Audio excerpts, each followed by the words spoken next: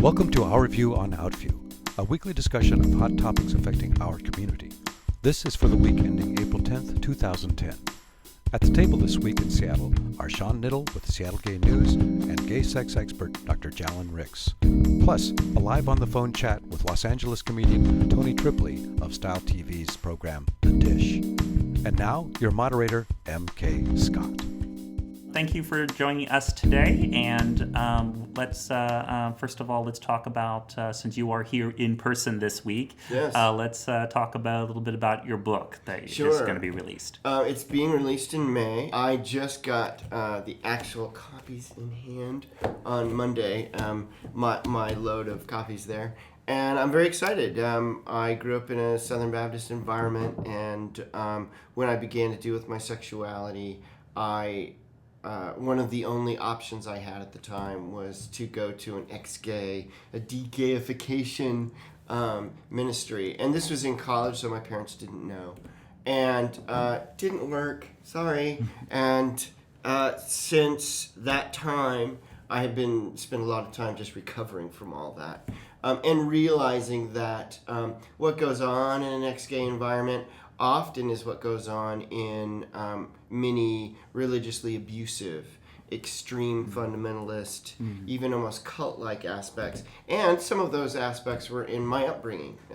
Even though I had great parents and I had a great upbringing, there are aspects of coercion, even kind of brainwashing, that go on in conservative kinds of religions. And I'm sure it doesn't take a rocket scientist to think of some. But it certainly screwed me up, and certainly destroyed my self-esteem and my ability to think for myself. And so I spent a lot of years recovering from that. And oddly enough, as I was doing that, many people would ask me, I was in an ex-gay group, what do I do? And so the book is really just my journey through it and then what I did to recover from it. When I was in it, it's hard to see because I'm willing to do anything to make things work for me. If everything you know and everything your entire life could be risked, sacrificed, the love of your family, the community that you have, if all of that has the potential of being totally sacrificed, I'm going to do anything to keep that intact. Even lie to myself, even, put on something on the outside, and even though I'm feeling something different on the inside. The people that were instructing these groups or being the mentors, did you get the feeling that they really believe that they can fix you? Or is it just something that, they're checking the box? This is what our church believes in, so this is what we have to... It really depends upon the people. They do fall into different categories. There's the ones that maybe the actual straight ministers, that are few, but there are, or the parents that have had a gay child, so they go into the ministry because maybe they couldn't save. Just like in the movie Save Me, the mother was in the ministry because her son had committed suicide. And because she didn't accept it. So it's her kind of way of saving everybody else. But then there are also the ones that have gone through the ministry and they're kind of the next step up. And so they say that they're healed, but now they're being paid. So if they say, oh, well, actually, I'm tempted, or, I'm trying to live celibately, but it didn't really work. Well, their salaries, going to be sacrificed to that. So they're really hard to really know if you can trust or not. And then there are even the ones who have found spouses and they get married. But I have to tell you, in all of those people, I never saw one that could look me right in the eye and go, oh yeah, I'm straight now. I once was gay, now I'm straight. They can say maybe, they had both attractions, maybe they were bisexual, but that bisexual thing means that there may be choices involved and they don't want to deal with that. Oh my gosh, what? Right. So, it's very hard to know. And that's actually the typical stereotype of kind of a cultic leader. You've got to believe what they say without question. And I don't think any of them were trying to be malicious in any way. They really wanted to believe what was happening was actually happening. But that's the way denial works. It's I compare it a lot to people with anorexic problems. They will look in the mirror and what they see is an obese person. Now, they may be thin as a rail, but they have to believe that so that they can keep their habit going, so to speak. Well, that's a great transition for our first topic. There was a situation on CNN, yes, which was about the gay cure. Right. Now, what's your feeling on that? Well, now, is this the California law that they were trying to... Yes. Yeah. Well, Yeah. there's just this old law in the books. Now, why they would go and get the nuttiest, the most... I wouldn't say he's the most popular ex-gay teacher, but he's certainly the most bizarre. And he's been discredited over and over again. And what does CNN do? They go get them.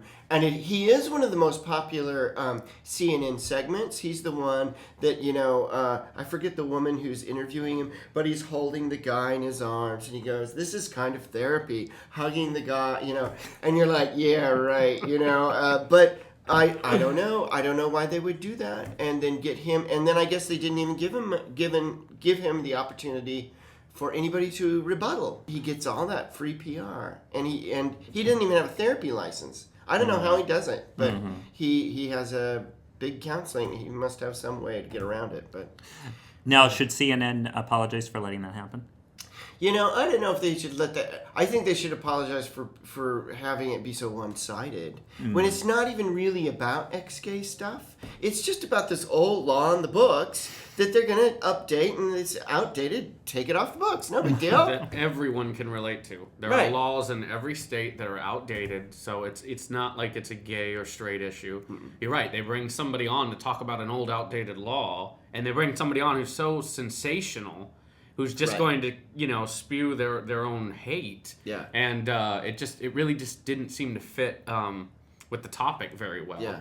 But I think authors like yourself who write books like Ex-Gay No Way are very important because I know for me, when I was growing up, the first time I had ever heard of ex-gay was on an episode of Queer as Folk, where one of the the main characters had gone into, and I was sitting there as a 19-year-old, and I'm like, that doesn't exist. What is this? People really do this, and then it's starting to come a little bit into the light a little bit more. And I think for younger people or senior citizens whose wife dies and they were in the closet all these years now, says, I have to go and fix myself and this and that. And, I think that it's very, very important for, authors like you to continue to do this and speak out about it. But it's also important for CNN that when they're going to talk about these sort of issues, that it is balanced. And they should have people on there to counter people like Cohen's crazy spewing of hate, and just, like you said, he's been discredited so many times. I can't believe that anybody listens to this man anymore. Yeah. It's almost a joke that they thought that this was a good idea to have him be Yeah. the spokesperson, Yeah. for the ex-gay movement. It actually is good for us. Yeah, I mean, because he's so wacky. Yeah, exactly. That's always really good. And I have to say, it's unfortunate. I mean, even like Rachel Maddow has been so good at covering the whole Kill the Gays legislation in Uganda. And Exodus, one of the biggest ex-gay organizations, sent a representative over there to that conference. And they stood by while they drafted the whole legislation and the whole thing, and then after the fact they said, well, you shouldn't kill him, send him to us, we'll cure him. Right. And I really appreciated Rachel covering all that, but you know what she didn't get? She never got someone who was actually in an ex-gay ministry. She got a reporter who went undercover, which is great, okay, but I'm kind of sitting there, the best evidence you have for people to know that this doesn't work are people like me and thousands of other people Sure. that have gone through it and said it's horseshit. So Yeah, I mean, you're right. There's a complete difference between being active in something and being voyeuristic. An undercover journalist is a voyeur in Right, that they're standing right. back going, okay, I'm going to watch what everyone's doing. But if you're actually participating in it and you have a mentor or you're going to these drop-in sessions, it's something that's completely different. And, you talk a little bit about the internet, and they have like Exodus, which is very, very popular for the ex-gay movement. that's an issue. You have young gay kids that are online. Their lives are spent online, but Facebook, MySpace, they're going to come across what's wrong with me. Some kid maybe in Indiana who doesn't have a large gay community. What's wrong with me? Goes online and looks and contacts these people. And, that's another problem with how they're getting people to join up in these organizations. In the privacy of the web, and they start dialogue, and that's how they get people to join this. And they look very professional. One of the most popular sites for ex-gays is called NARTH, a National Association for Reparative and Treatment of Homosexuality. They've changed it now to Therapy of Homosexuality. But you look at that site and it looks completely psychological, and you know what? Every single person there are evangelical Christians. Now, you wouldn't find it on their site because they want to look as, reputable as possible. And that just, it's just like, wow, okay, so you're willing to hide your entire Christianity so that you can, fake psychology to get people. Now, what kind of Christian is that? That you would even hide your own love of God so that you can hook people?